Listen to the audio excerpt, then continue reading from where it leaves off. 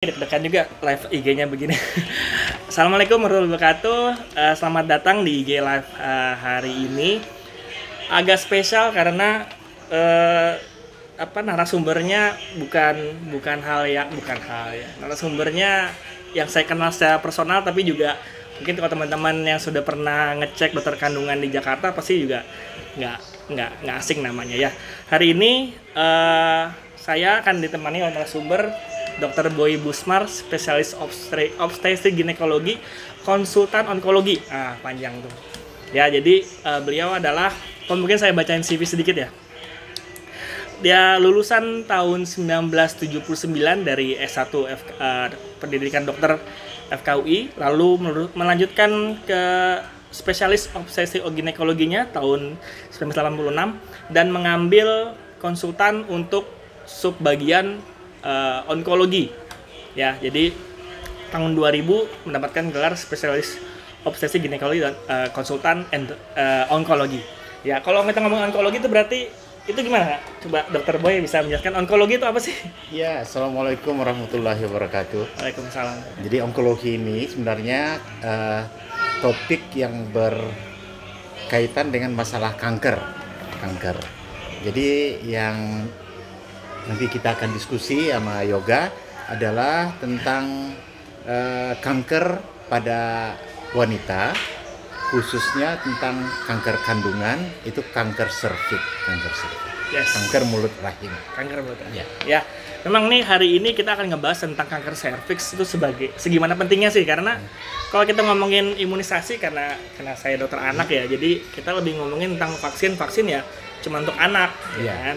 Padahal sekarang ini vaksin itu bukan cuma anak sebenarnya, dewasa sekarang nih karena COVID, jadilah vaksin itu udah makin jelas gitu apa gunanya, pentingnya vaksin.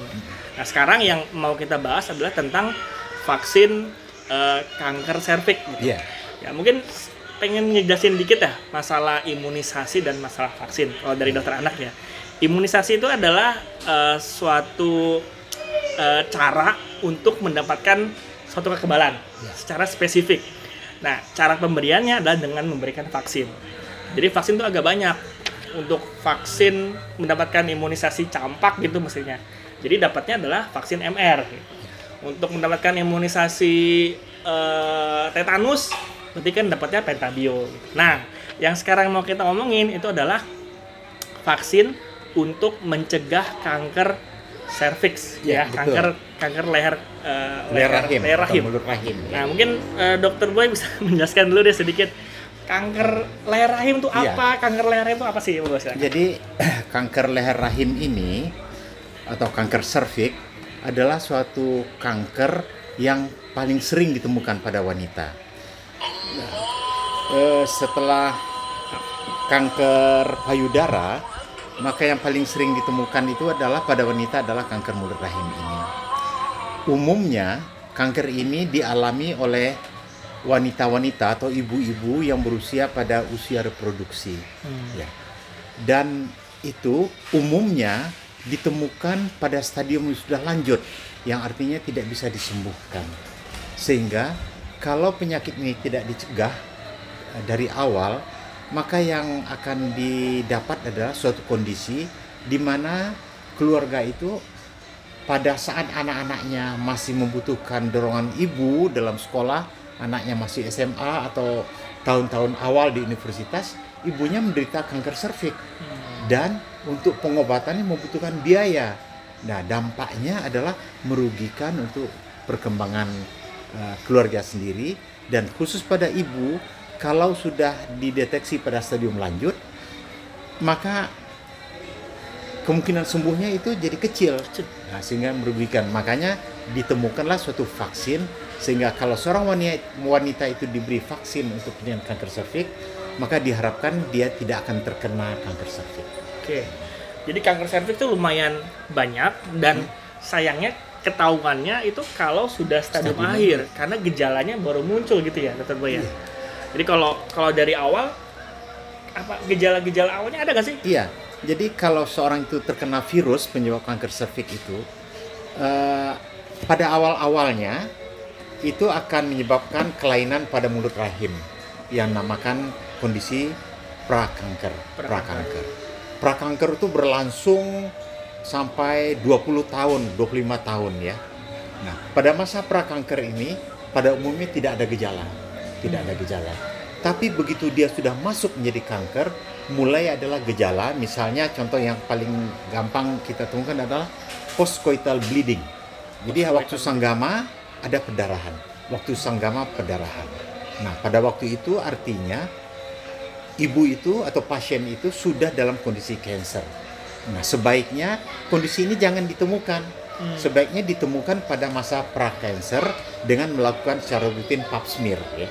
Nah, jadi kalau dilakukan pada ibu-ibu usia reproduksi itu yang sudah menikah, yang sudah pernah sanggama, dilakukanlah pemeriksaan pap smear pada rentang waktu yang saya katakan tadi, kemungkinan terkena dan waktu sampai terjadinya kanker itu kan lama. Maka pada masa yang lama itulah dilakukan pap smear sehingga ditemukan kelainan itu pada saat masih prakanker. Kalau prakanker diobati, maka kesembuhan bisa mencapai 100%. Tapi kalau ditemukan pada stadium kanker, apalagi misalnya udah stadium 3, stadium 3B misalnya ya, maka harapan hidupnya dari 100 orang yang menderita diobati dengan sebaik-baiknya, maka tahun kelima nanti yang hidup mungkin sekitar 40 orang aja atau 30 orang aja. Jadi cuma 30%. Iya. Angka kehidupannya. Angka mortalitasnya tinggi sekali. Itu kalau sudah kanker. Sedangkan baru keluar gejalanya kalau sudah kanker. Iya. Pada pre-cancer nggak ada gejalanya, kayak sehat-sehat aja. Terus tiba-tiba muncul ada keluhan. Saat itulah para ibu-ibu itu tidak mau memeriksakan dirinya. Kan saya nggak ada apa-apa. Karena nggak ada gejalanya. Di sini sebenarnya kuncinya bagaimana kita bisa mendeteksi dini kelainan itu.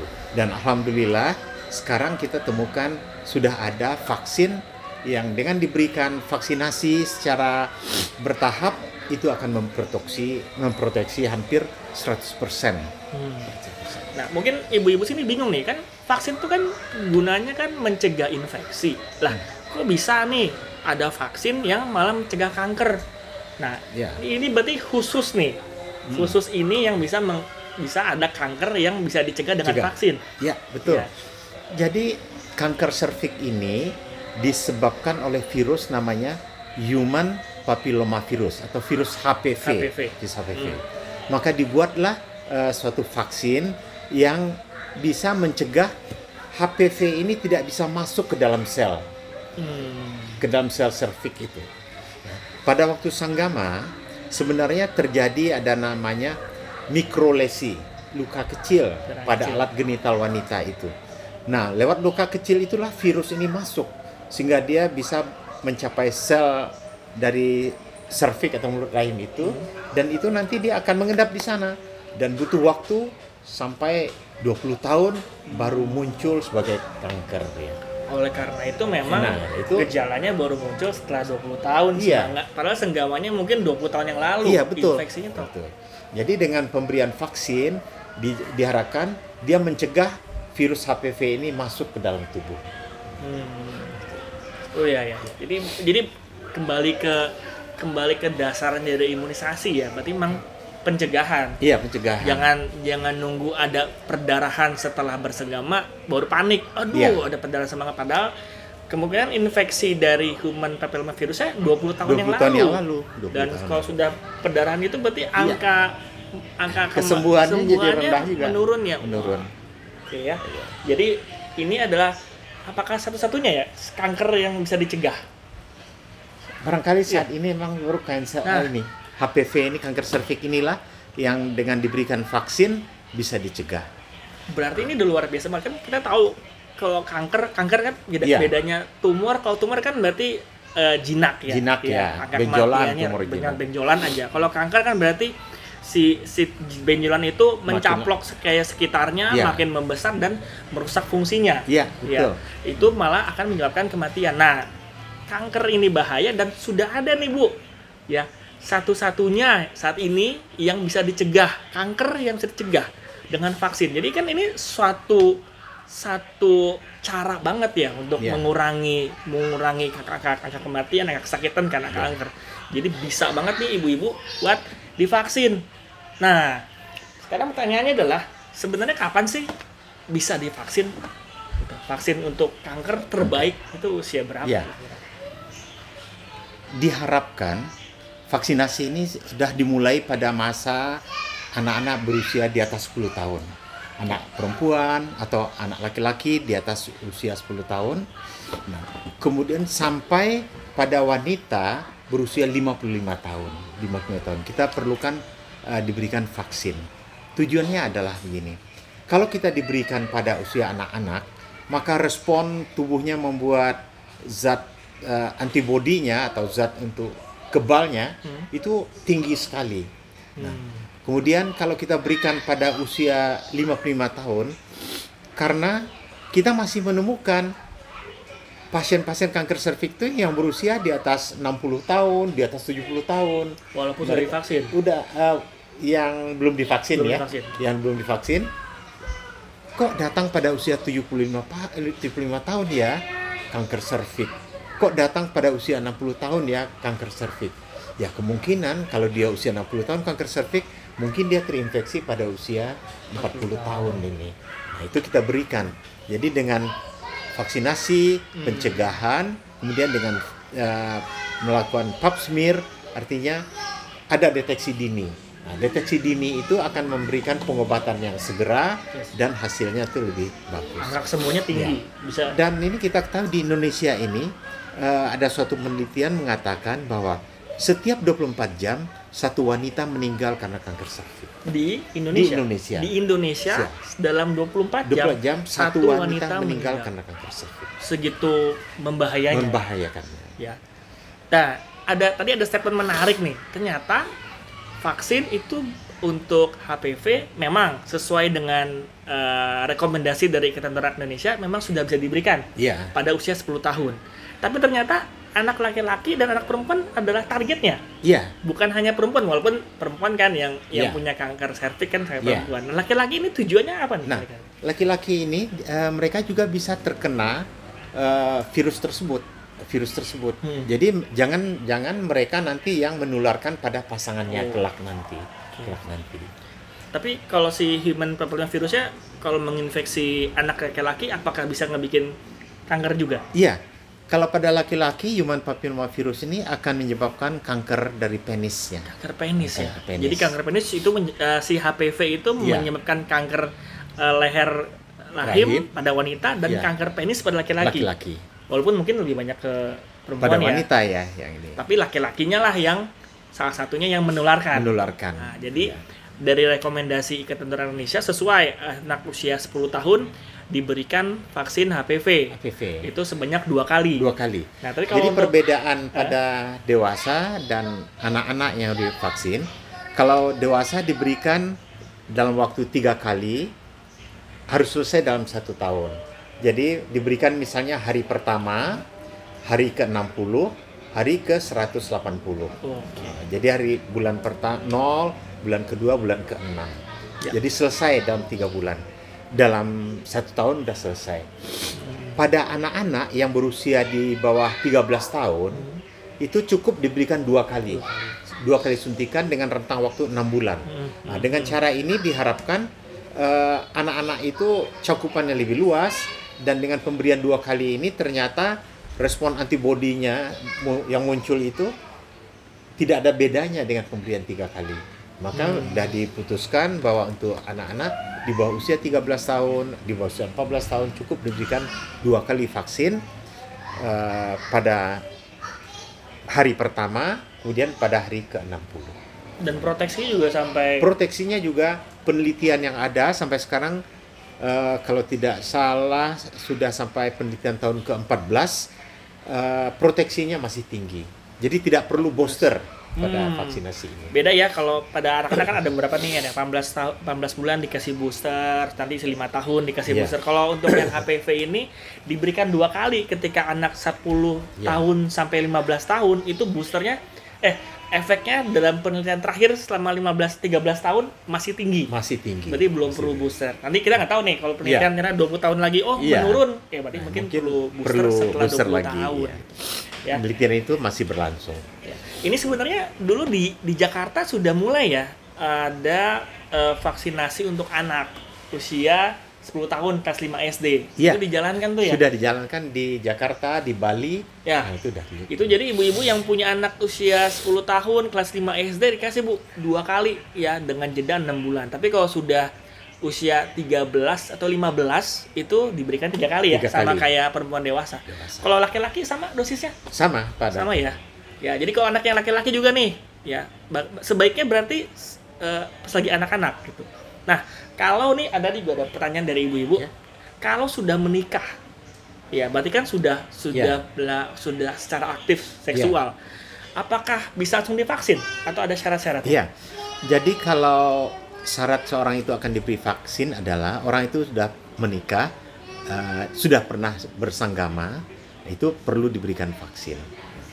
Syaratnya bahwa sebelum dilakukan vaksinasi itu dilakukan dulu pemeriksaan kandungan ya, baik pemeriksaan secara visual oleh dokter kandungan, kemudian dilakukan pap smear. Nah, apabila pap smear-nya negatif, baru diberikan vaksin.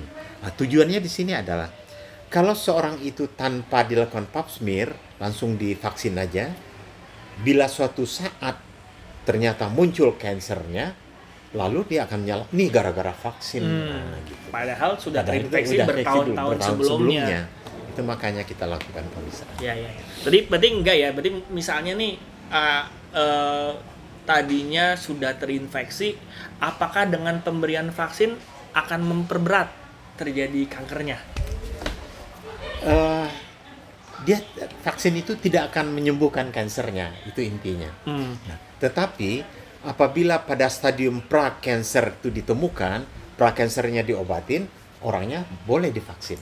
Oke, jadi sakit ketika belum kanker, masih pra-kanser kan angka kesembuhannya tinggi. Iya. Disembuhin. Tapi setelah itu tetap perlu diberikan vaksin untuk mencegah. Tetap diperlukan vaksin untuk mencegah. Karena kita ketahui vaksin yang beredar di Indonesia saat ini ada 2 macam. Vaksin bivalent, kemudian vaksin quadrivalent. Bivalent artinya ada 2 jenis virus penyebab kanker yang tidak ada virus-like partikelnya atau vaksinnya di dalam yang ada beredar. 2 strain gitu ya? Dua macam. 2 macam. Ya, HPV 16, HPV 18. 18. Itu yang bivalent. Kemudian ada vaksin yang mengandung 4 vaksin untuk 4 macam virus. Untuk virus tipe 6, tipe 11. Nah, ini 6 dan 11 ini menyebabkan kutil kelamin. Kutil kelamin. Kondiloma acuminata, kutil kelamin. Sedangkan yang tipe 16-18 ini menyebabkan kanker serviks. Nah, jadi dianjurkan sebaiknya pakailah vaksin yang quadrivalent. Nah, karena dengan sekali suntikan itu kita memproteksi diri untuk kutil kelamin dan memproteksi diri untuk kanker. Nah, dan yang harus diingat adalah walaupun sudah diberikan vaksin lengkap, vaksin quadrivalent, si pasien itu, si ibu itu tetap harus melakukan pap smear secara reguler setahun sekali.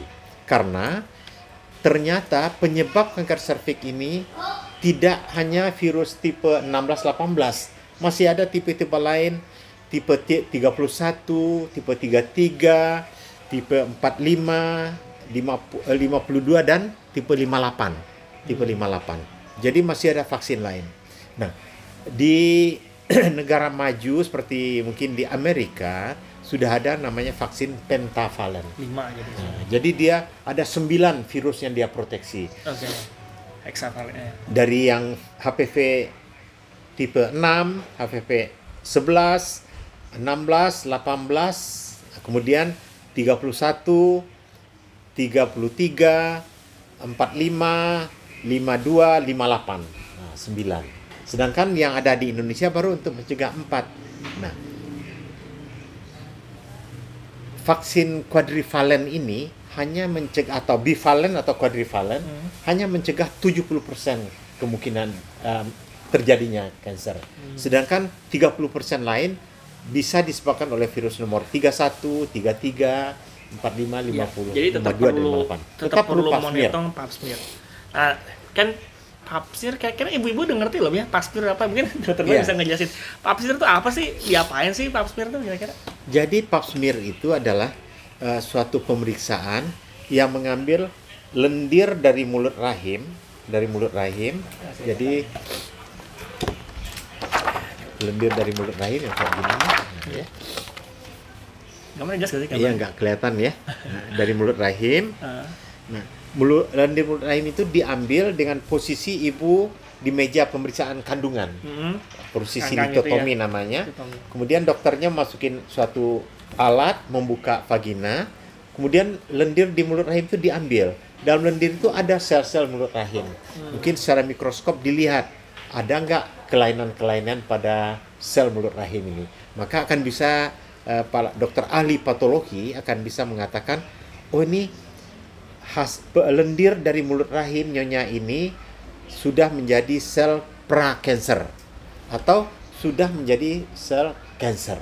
Nah, nanti selanjutnya itu ada urutan-urutan pemeriksaannya. Nah, untuk memastikannya nanti, maka dokter akan melakukan biopsi, ambil sebagian kecil jaringan dari mulut rahim itu, ya diambil, kemudian diperiksa dengan dokter ahli patologi kembali dengan mikroskop, maka ditentukan oh ini pasti kanker atau tidak. Jadi pap smear kayak cara gampangnya terus diambil aja kan? Diambil aja. Terus ngelihat ini kanker prekanker. Iya. Tapi untuk mengetahui stadium-stadiumnya kita menggunakan biopsi. Biopsi untuk kemudian pemeriksaan-pemeriksaan yang lain. Selain dari biopsi nanti pemeriksaan fisik yang dilakukan oleh para dokter kandungan, kemudian ada pemeriksaan foto-foto ronsen, pokoknya imaging ya yang dilakukan. Nanti akan diketahui, oh ini stadium 1, ini stadium 2, stadium 3, dan stadium 4. Nah, itu yang ditemukan. Oke, jadi kurang lebih kalau untuk yang masih gadis atau belum menikah, ya belum beraktivitas secara seksual, itu nggak perlu dipap smear kan? Tidak perlu dipap smear. Nggak boleh ya Mas? Nggak boleh dipap smear. Ya, tidak lakukan pap smear. Jadi kalau ibu-ibu yang sudah punya anak, yang sudah menikah, ya sudah melakukan aktivitas seksual, mau divaksin, berarti ketemu lu sama dokter kandungan. Ya, dokter kandungan kandungan yang general kandungan bisa ya? Iya, itu melakukan pap smear juga. Nah, kalau mau yang lebih ternyata ada sesuatu, konsultasikan ke bagian konsultan onkologi gitu. Perlu diketahui vaksinasi itu tidak harus dilakukan oleh dokter SPOG yang konsultan onkologi. Bisa dilakukan oleh dokter penyakit dalam, dokter anak ya, dokter SPOG umum. Tapi khusus untuk wanita yang sudah pernah sanggama, sebelum diberikan vaksinasi itu wajib dilakukan pemeriksaan pap smear dulu. Ya. Seperti tadi jelaskan, kalau dia ternyata udah jadi cancer, belum gejala masih ringan gitu ya, lalu dia divaksin, suatu saat kankernya menjadi lebih berat, oh ini gara-gara saya divaksin. Salahin. Karena nggak nyambung ya dok. Oke. Seru banget sih ini penjelasan dari Dr. Boy. Yang tadi ketika di story-nya saya menyediakan question box, ini ada banyak juga pertanyaan. Tapi mungkin karena udah dijelasin dengan jelas, ada beberapa pertanyaan yang sudah terjawab sih. Iya. Ya. Terus mungkin tanyanya untuk Ibu Suci Samudra nih. Ya, kan kanker tadi udah dijelasin bahwa penyebabnya sebenarnya adalah virus HPV. Iya. Ya. Nah, tapi ada nggak sih hubungannya KB hormon atau KB-KB yang lainnya gitu? Iya. Kan sering tanya itu, aduh nggak mau di KB ini KB itu takutnya ntar kena kanker lah, kena apa gitu. Kira-kira ada nggak hubungannya? Tidak ada jawaban, tidak ada hubungannya.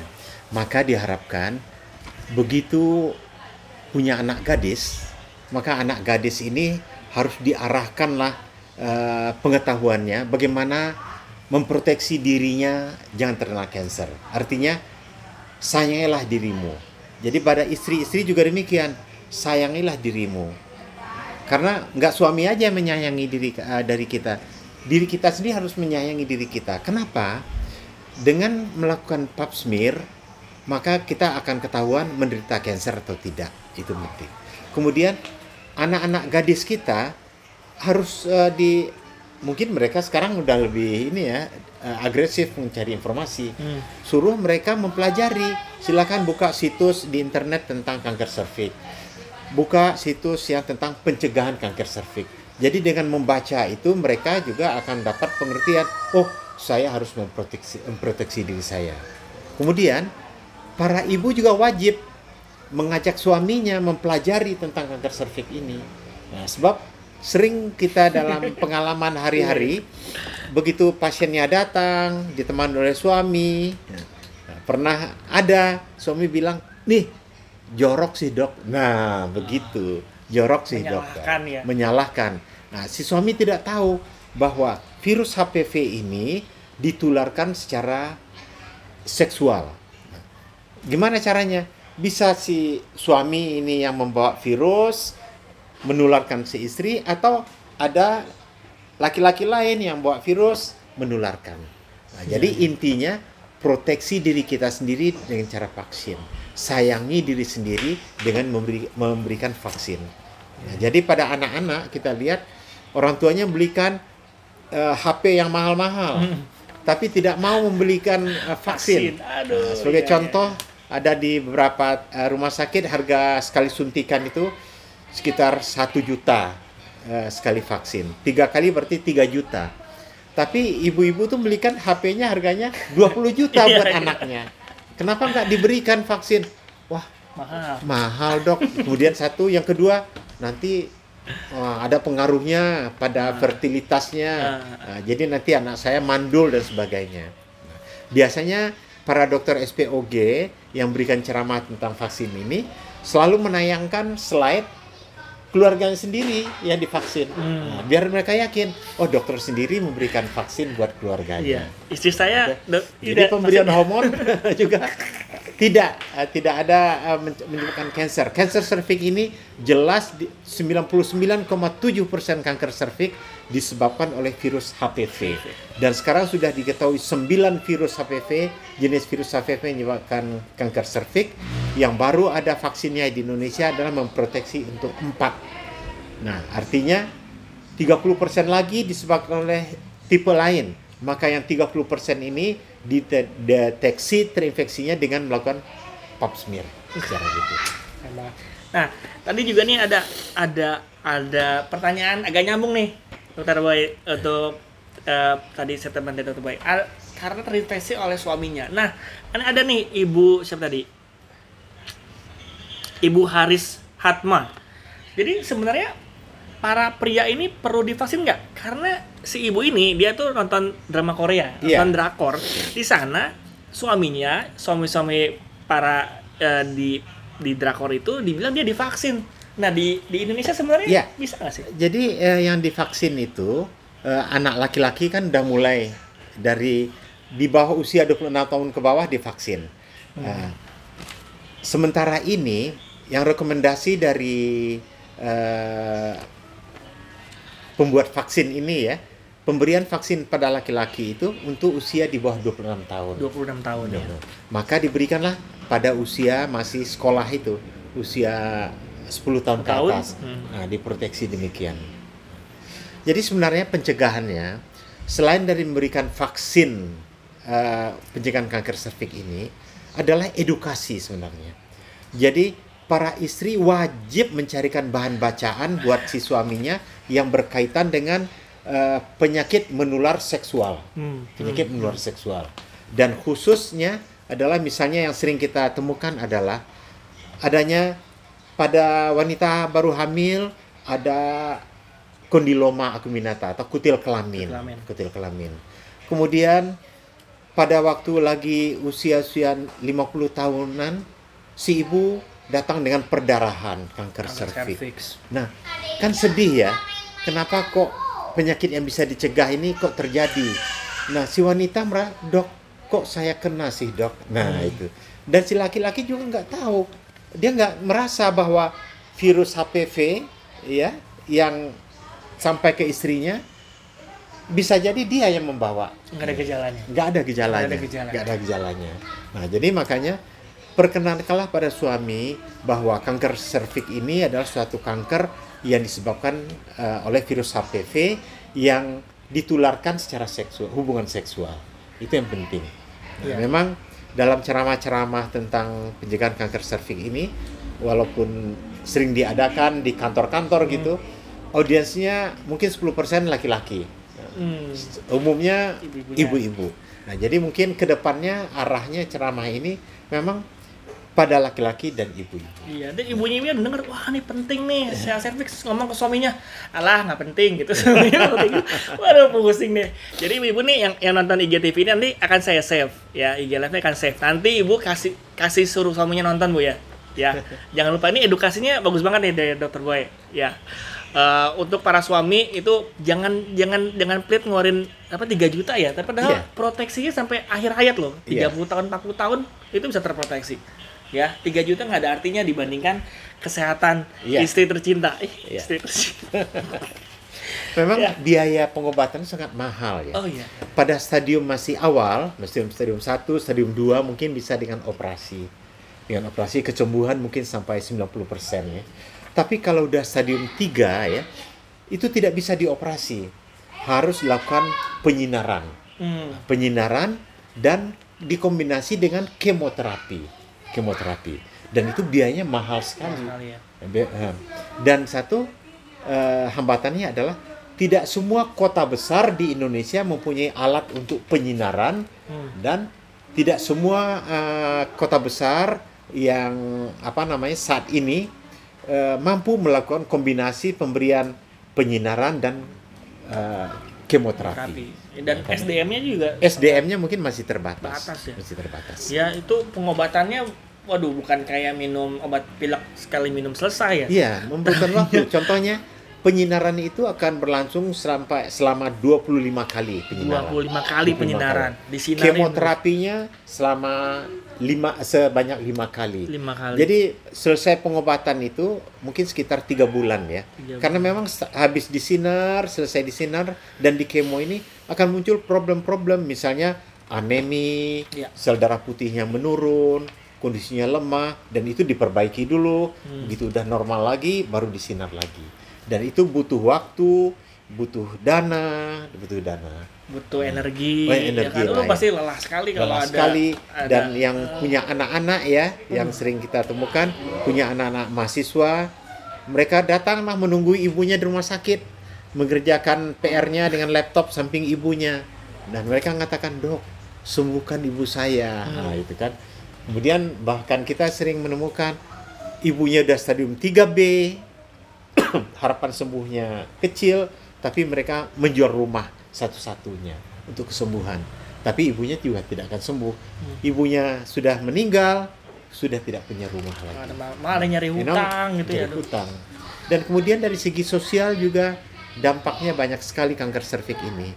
Misalnya udah stadium 3 ya. Pada stadium 3 itu udah tercium bau busuk. Jadi duduk berdekatan ini sudah tercium bau. Sehingga satu persatu, kalau misalnya dalam satu arisan, dalam satu pertemuan, satu persatu pindah duduk. Nah, itu dampak sosialnya. Dan begitu tahu udah demikian, si pasien itu sendiri secara psikologis sudah merasakan sesuatu yang nggak benar pada dirinya. Lalu mereka menghindar dari lingkungan. Dan problem utama adalah dari rumah ke rumah sakit itu membutuhkan biaya yang besar. Dan itu bolak-balik itu biaya yang besar, waktu yang besar, dan orang yang mengantarnya nggak selalu ada. Nah, itu hambatan-hambatannya.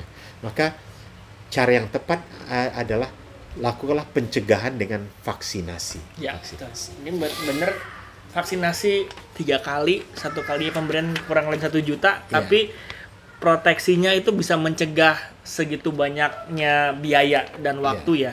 Jadi buat ibu-ibu yang masih dalam fase waktu yang tepat untuk mendapatkan vaksin dari 10 tahun sampai 55 tahun, semuanya kayaknya antara 10 tahun dan 60 tahun. Nggak mungkin kan ada yang 3 tahun lagi nonton IGTV, nggak mungkin. Ya pasti ibunya. 10 tahun sampai 55 tahun, Bu, segera ke dokter kandungan, dilakukan pap smear kalau yang sudah berkeluarga. Lalu kalau ternyata bersih, langsung diberikan vaksin. Usia 0 hari, 60 hari, dan 180 hari. Iya. Ya, itu jadi 3 kali, Bu. Ya. Efeknya tadi dokter udah ngejelasin panjang lebar, sangat-sangat baik untuk memproteksi kita pada kanker serviks ya. Kanker serviks ini sebenarnya angka penyebab kematian keberapa ya? Kalau untuk Indonesia, penyebab kematian pertama adalah kanker payudara. Kanker payudara, kemudian kanker serviks. Yang kedua. Yang kedua. Tapi kanker payudara nggak ada vaksinnya. Sementara ini belum ada. Akan tetapi ada beberapa penelitian, ada kanker payudara itu yang disebabkan oleh virus HPV.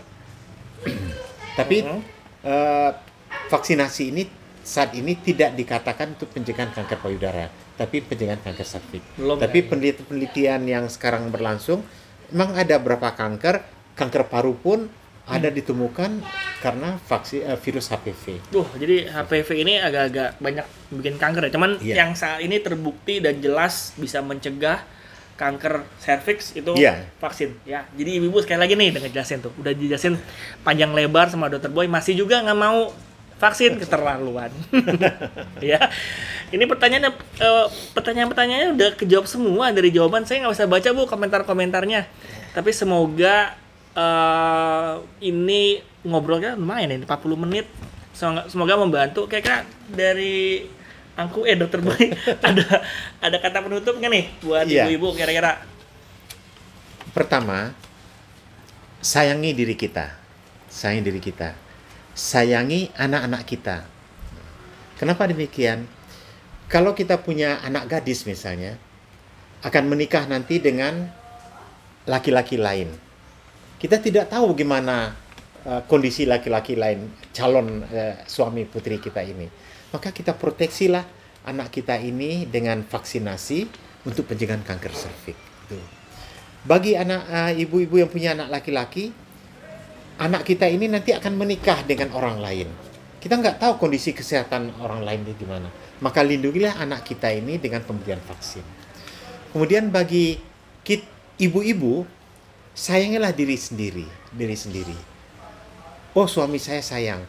Kan kadang-kadang suami tidak ngerti bagaimana seorang itu bisa kena kanker serviks, bahwa kanker serviks itu ditularkan secara hubungan seksual. Nah, pengalaman di rumah sakit ya, memang para suami nggak tahu, mungkin mereka pernah untuk melakukan hubungan seksual di luar, kemudian menghubungi seksual di rumah, dan mereka membawa virus, mereka tidak tahu. Nah, dalam ini sayangilah diri sendiri, dan kemudian lakukan edukasi pada suami-suami. Nah, next time kalau ada acara-acara seperti ini, maka suami itu harus diajak supaya mereka jangan mengatakan kamu aja. Nah, jangan gitu. Ibunya ngedengerin terus dijelasin ke suaminya alah nggak penting. Sok tahu. Ya, mudah-mudahan terima kasih banyak Dr. Boy, Angku atas ilmunya. Ibu-ibu pasti banyak yang tercerah. Saya save nih, save nanti videonya akan ada muncul di IGTV. Jadi bisa di forward ke suami-suaminya, ya di share, di komen lah kalau ada pertanyaan, nanti saya forward ke Dr. Boy untuk dijawab. Ya, semoga hari ini senang banget saya IGTV bareng Papa sendiri. Ya, semoga bermanfaat buat ibu-ibu. Terima kasih, sampai ketemu di acara berikutnya. Ya, assalamualaikum. Terima kasih. Assalamualaikum warahmatullahi wabarakatuh. Ya. Ini bahasa aja N. Oke, N.